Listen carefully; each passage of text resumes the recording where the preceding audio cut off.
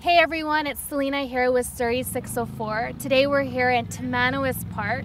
It's a gorgeous day, it's sunny, it's warm. It's the perfect opportunity to interview Jessica Dhillon. You may also know her as DJ Goddess. Welcome, Jessica. Thank you. Thank you so much for joining us today.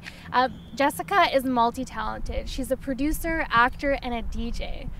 Jessica, how did you get involved in all these different careers?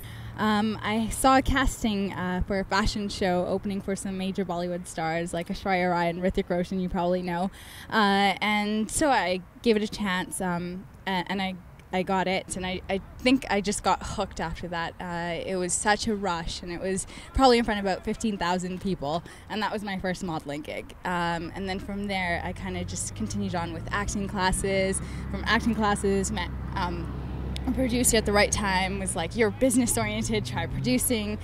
So I tried my hand at production, and so I'm still doing that right now. And from there, DJing came into play just recently, as you probably know.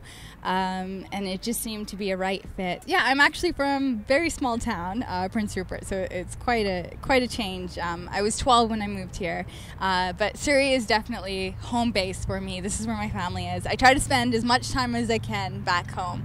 This is actually where I went to high school, and I played soccer. That was a soccer field before it was a field hockey field, and yeah, like I grew up in this neighborhood.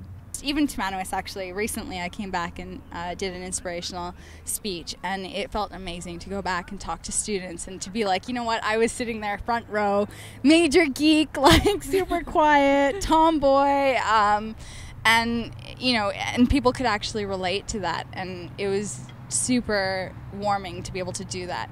What kind of things did you say to the students that were at Tamanawis? Was there something inspiring that you left them with? I was talking about Big Bang Theory and how I was Sheldon, believe it or not, and how I was super nerdy, and yeah, like I had to get A's, and I did in fact get straight A's, and I went to university and I got my first B, and I was so upset. That's when reality hit for me.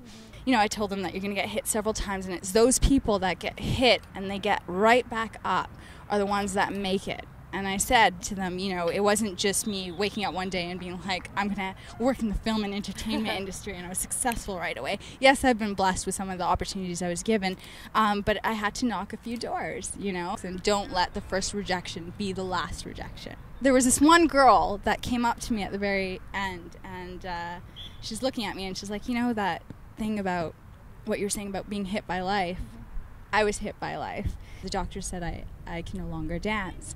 And she's like, but I get it now that you said it, because there's other ways. And I was like, of course there are. If you're not going to dance, you could still be a choreographer. You can still, one day you might be a casting director for dance movies. You never know. There's so many opportunities out there. And I think that for me, that one person, even just inspiring that one person really made a difference.